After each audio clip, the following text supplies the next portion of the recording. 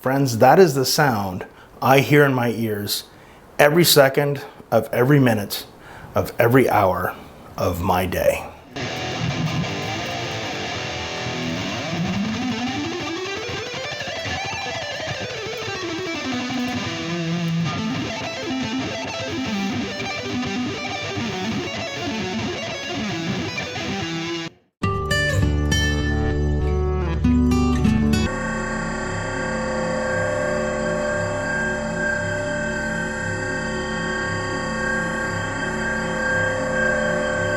Friends, that is the sound I hear in my ears every second of every minute of every hour of my day. Friends, I want to talk to you guys today about tinnitus.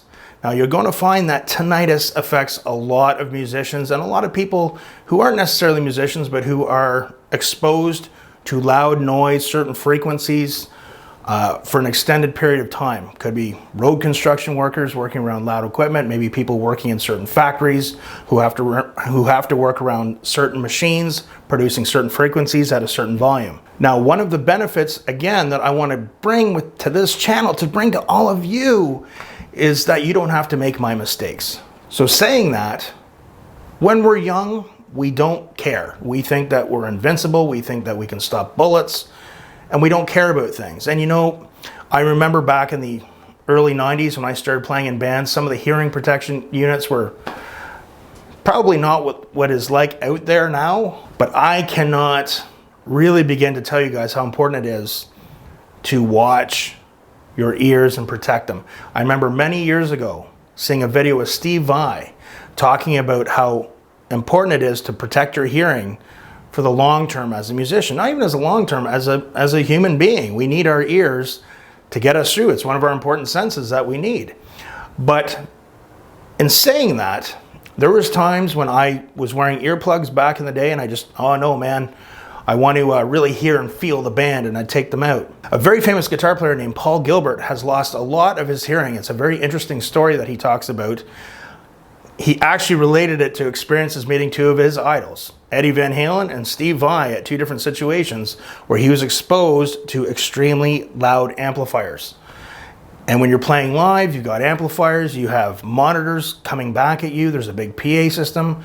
I remember going to see concerts, in small clubs, in small metal clubs back in the early 90s.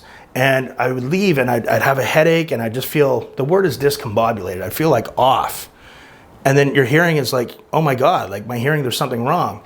And then the next day you feel a little better and you kind of forget about it. But the problem is you are slowly affecting your hearing. I remember many years ago for a job I had in the late 90s, I had to do a complete medical. Like it was complete. I don't want to get into all the horror stories with that. But one of the testing processes that they did with me is they did a hearing test. And I was not hearing properly. This is back in 1999. I wasn't hearing properly at a lot of the certain mid-range frequencies. So even back then, I was still in my 20s. I had a lot of damage done to my hearing. Now, my hearing is still relatively adequate, but it's definitely been damaged. But the bigger problem is I have tinnitus that is constantly ringing in my ears. So what does that mean for me? I've had some people say to me, how do you deal with that? Well, number one, at night when I go to sleep, I always have a background noise. I can't function well in a quiet room because the tinnitus overtakes everything. So I usually have a fan on.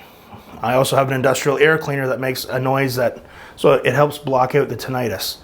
I tend to listen to music a lot when I'm driving, not at full blast or really loud, but again, it's there. I have to deal with it for life. To my knowledge, there's not really a cure for tinnitus. When that part of your eardrum starts to die, or be damaged, there's not really a lot you can do to help you with that. Now, I'm not an expert on it. All I know is that I'm trying to tell you guys, protect your hearing. I remember watching this video with Steve Vai back in the early 90s, and I was just like, whatever, man. Rock and roll, brother. Well, Steve was right.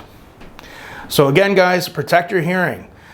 One of the things you want to avoid when you're playing is what I call the battle of the guitar players. So when you're jamming, especially if you're jamming in a heavy band and there's a lot of overdrive distortion and there's two guitar players, it's kind of funny.